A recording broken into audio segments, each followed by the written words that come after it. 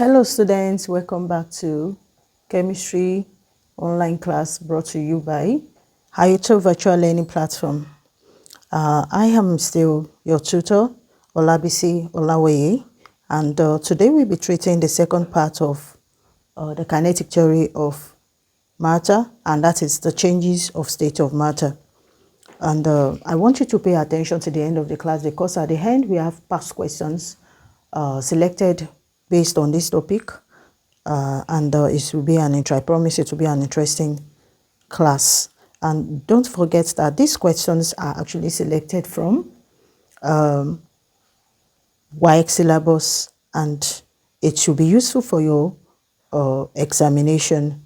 So I want you to subscribe to this channel, share to your friends so that they can also benefit from the class.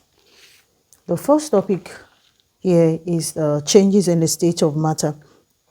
Now, in the last or previous class, I told you that when you increase the temperature of a substance, the particles of the substance, like solid, liquid, or gas, the particles are loosened and they are free. And this is actually achieved based on the temperature. Whenever the temperature of a substance is increased, the particles are free and they are released. So, changes of state is achieved anytime there is a change in temperature. If there's a drop or reduction in temperature, a state of a substance can change. If there's also an increase, the substance can also change. Now, a given substance can exist as a solid, liquid, or gas, and the change of state is brought about by a change in the temperature, heating or cooling. So when such substance is heated, its particles acquire kinetic energy. When they are cooled, they become less energetic. So therefore, if impact of temperature is that increase in temperature leads to increase in kinetic energy, which also leads to increase in collision. So, and vice versa. So here with me, I have the structures of the solid. What a solid look like. Solids around us can be furnitures, books, phones, anything that has mass and occupies space, and they have definite shape. So we can see this the particles of solid here, they are held together in a position, a fixed position, and they have a fixed mass. These are their properties. Then the particles only vibrate. They can only vibrate and rotate about a fixed position. Now we see here that they have fixed shape. Solids have fixed shape and fixed volume. They do not take the volume of their container. They have their own volume, and they have their own shape. And they are incompressible. We cannot compress them because they are very, very heavy or very dense. That's one thing about solids. And some solids, or most solids, have high melting point. It requires a very high temperature to melt them. Now, how do we now explain more using the kinetic theory of matter? We could see here that in a solid, the state of disorderliness or randomness is very, very low. So the particles are well organized, and they are not disordered. So we can say that the randomness or entropy, which is a state of disorderliness or randomness of a body, is very, very low in solids. And what is the implication or the impact of increasing the randomness or disorderliness of a system? When particles of a substance, of a matter, whether solid, liquid, or gases, are in a state of disorderliness, we see that collision occur easily, and then reactions take place. That is, I'm going to refer you to collision theory, that there must be effective collisions before reactant particles can form a product. So we could see here that when particles of substances are in a state of disorderliness, they tend to collide with themselves, with causing more collisions and then forming new substances. And also, when you are writing chemical equation, we know that there is a kind of rearrangement of bonds, and when we are getting the product, the reactants react together to form product. So there's a break of bond, there's rearrangement. So that's what takes place in reactions for new substances to appear. The particles of the old substance must break away from each other and must realign with other particles. So in solids, there's a decreased disorderliness. In liquids, you can see here that liquids does not have a fixed mass. They do not have a fixed shape rather, and they have volume, but they do not have a fixed shape. They take the shape of their container, and they also vibrate, they rotate, and they move about. Their particles move about a restricted space. The particles are only slightly free from each other, and that's why they flow. They collide with themselves within a restricted space. They cannot be compressed as well, and they are less dense than solid, except in water, which has more density than iced form of water or the block form of water. Now, liquids tend to have weak forces holding their particles together. There is a weak intermolecular forces holding them. That's why the boiling point of liquid is not as high as that of solid. And then the degree of randomness or disorderliness is very, very low. Is very, very high compared to that of solids, but low compared to that of gases. The particles are also in a state of disorderliness, but it actually decreases compared to that of gas. And looking at that of gas here, you can see that the particles of gases are very, very free, and they occupy free space. And these particles are loose. That's why when you open a container of perfume, you perceive the odor at the other end almost immediately, because the particles are always in constant motion, moving about and moving speedily. And so gases have fixed mass. Their particles move about constantly at great speed and at random. So the degree of disorderliness is very, very high, and randomness increases in gases compared to liquid and compared to solids. They do not have a fixed shape, they do not have fixed volume, and they can be compressed. You know, gases can be compressed, they can be forced inside a cylinder. Gases can be forced inside a cylinder, and they are the least dense. They are not as heavy as liquid and solid. Now, that leads us to the explanation of the changes of state of water. We're going to be considering water, iodine, naphthalene, and also sulfur to explain the change of state. Don't forget I said that change of state is brought by changes in temperature. Now, the first aspect here is the cyclic nature of water. Water exists in three states. Water can be in form of solid, it can be in form of liquid, and it can be in form of gases. Now here with me, I have the various structure. Permit me to make corrections to this.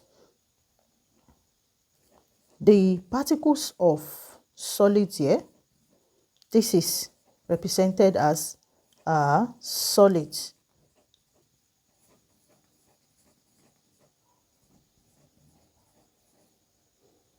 The particles of solid are here, then that of liquid is here, and this is the one of gas. This is assumed to have least particles. This is the liquid, this is the solid, and this is the gas. We can see here that a solid water is represented as ice or ice cubes or block. That of liquid is the ordinary water that we all know at room temperature. Then gas is the vapor or the boiling water, which is the steam. When we are boiling water, the steam that comes out, that is water in gaseous form. Now, what are the changes of state that exist between exist in water or in the different forms of water? Now, when a liquid is boiled, when it reaches its boiling point, it will begin to evaporate. That is, the vapor pressure will begin to the vapor will begin to escape from the water. At that point, you see that the boiling point is already reached. the particles are escaping, the most energetic particles are escaping into the atmosphere. That's in form of vapor, which is a gaseous state. So at that point, we can see this arrow pointing at evaporation. Water can evaporate when heated and it will change to gas. Now, when this vapor that is escaping is trapped inside a condenser, is not allowed to escape, and there is a drop in temperature, it can actually cool down and the vapor or the gas will form back a liquid.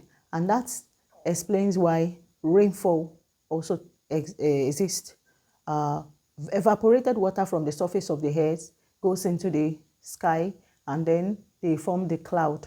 Then when there is a kind of drop in temperature, this cloud or the water, evaporated water here, condenses and fall back as rain. And so whenever there's a drop in temperature, condensation takes place, and whenever there's an increase in temperature, evaporation takes place. Now let's look at this, the relationship here between gas and solid. Or first, let's look at that of solid and liquid. Now, between a solid and a liquid, look at where the arrow is pointing out. If there's a change from solid to liquid, that is melting. Now, a solid begins to melt and form a liquid whenever there's an increase in temperature. For instance, margarine can be melted to form oil. Ice cubes or ice block can be melted. That's the state in which water exists. Ice cubes can be melted when exposed to high temperature and it will turn to water.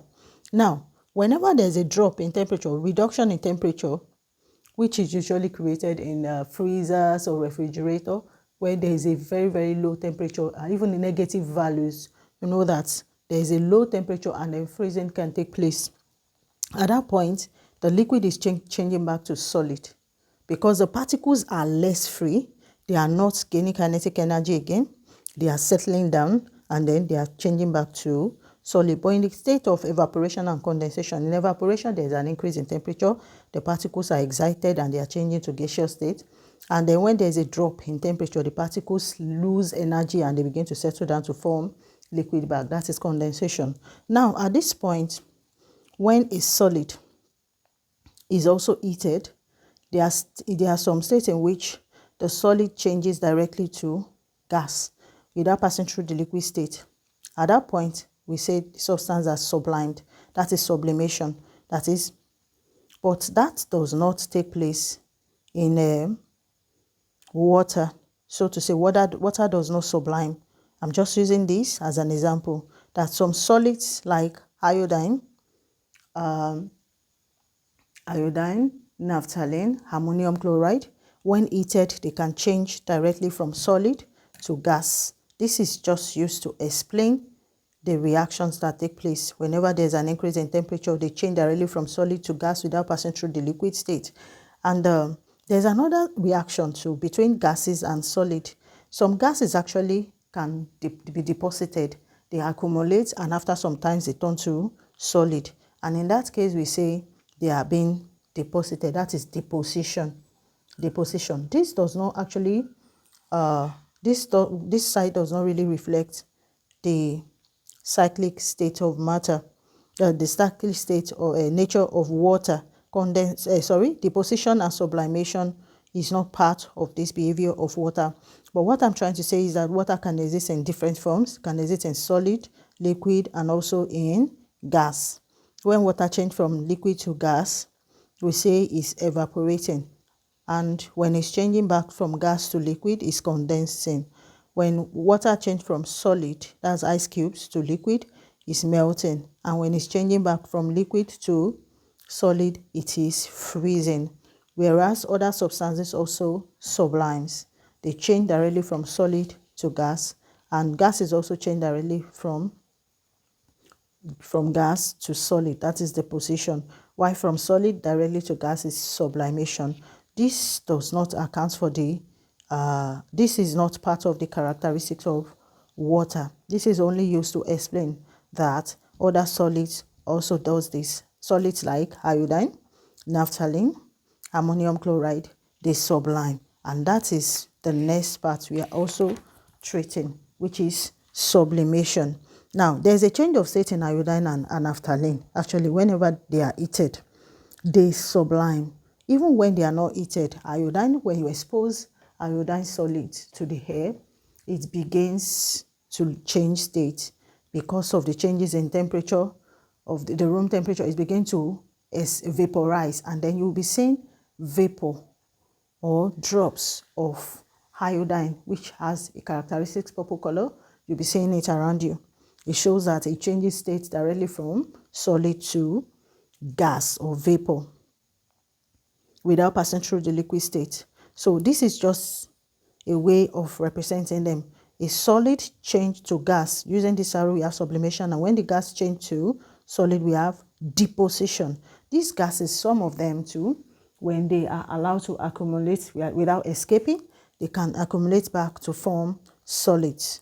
And iodine, naphthalene, and ammonium chloride is a very good example of change of state of a substance, the change of state from solid to gas, which is sublimation.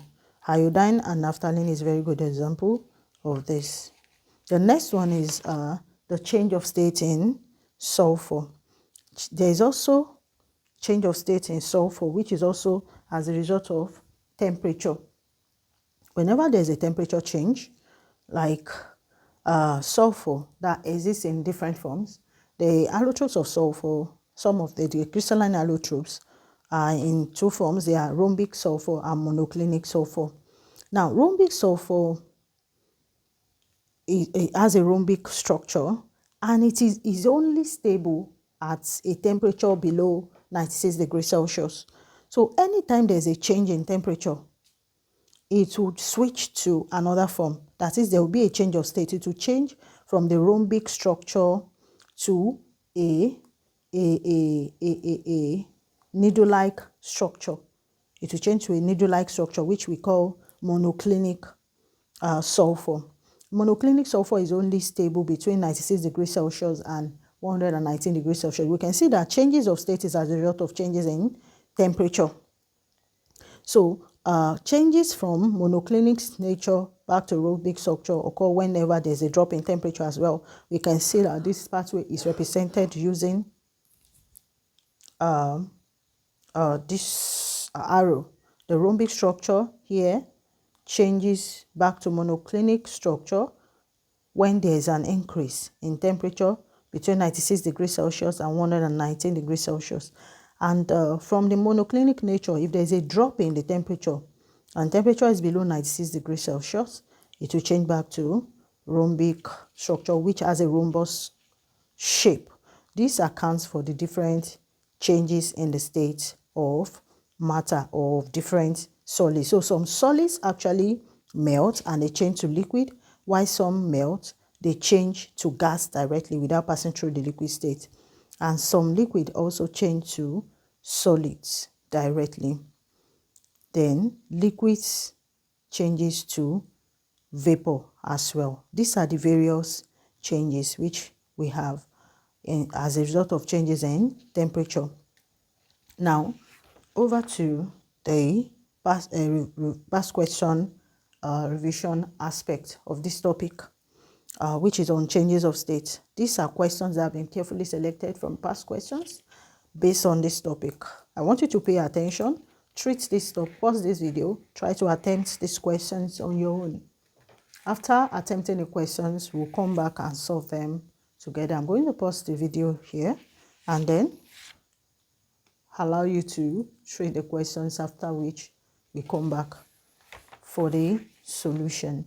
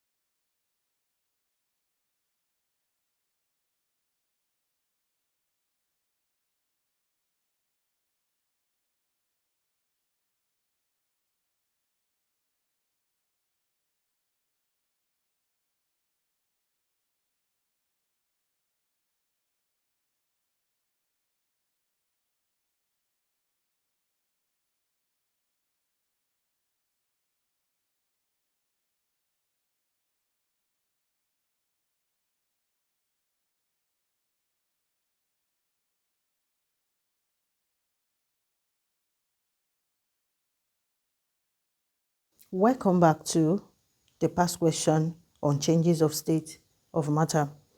The first question here, name the possible states in which water can exist. That is June 2008, number 3 theory.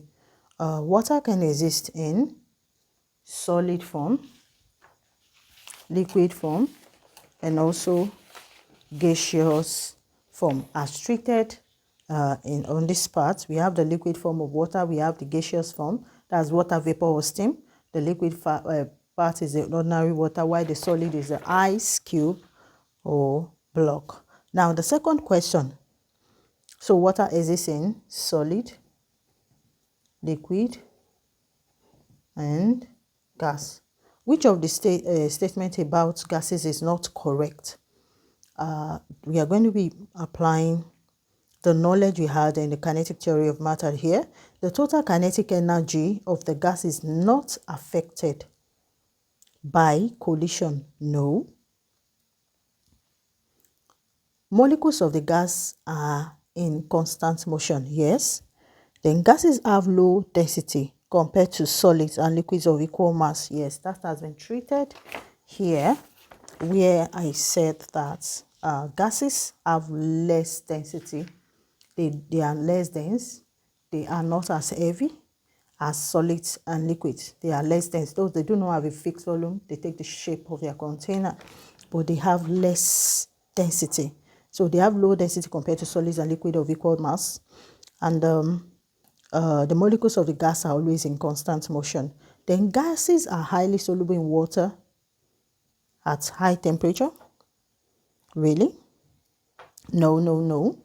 Now, one thing about gases is that when there's an increase in temperature of gases, they become more unstable.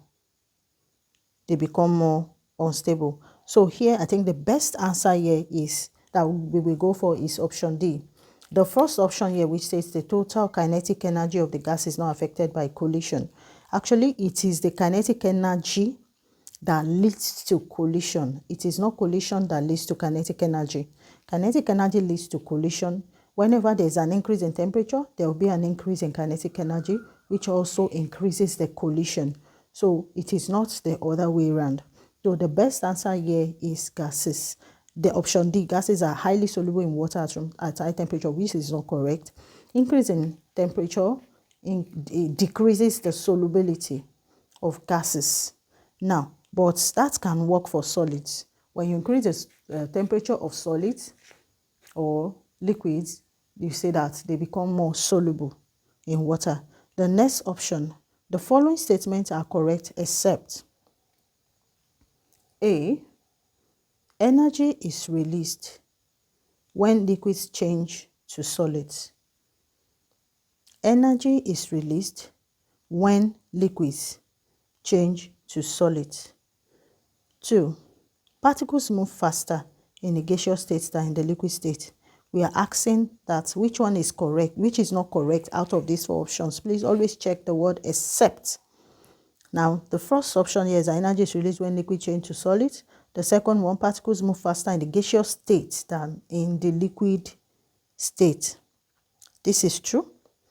Carbon atoms in gaseous methane are further apart than those in diamond. Yes, methane are made of methane. This is the structure of methane, CH4, which is carbon surrounded by 4 hydrogen. Now, which can also combine with another methane. But in diamond, the diamond is the hardest substance known. The carbon in diamond are densely packed together, and that accounts for its density and hardness. They are made up of only carbon, which are tightly held together. There is no free valence electron, unlike even in graphite. So the particles of carbon in diamond are tightly held together. So this is also true. There is large decrease in the volume of a solid metal when pressure is applied to it. Is that correct? No. There is a large decrease in the volume of a solid metal when pressure is applied to it. That is, when a solid metal is being pressed down, after pressure has been applied to it, there will be a large decrease. Is this so? We have two options that are correct here, B and C. So we are to choose between A and D. So what is the best option?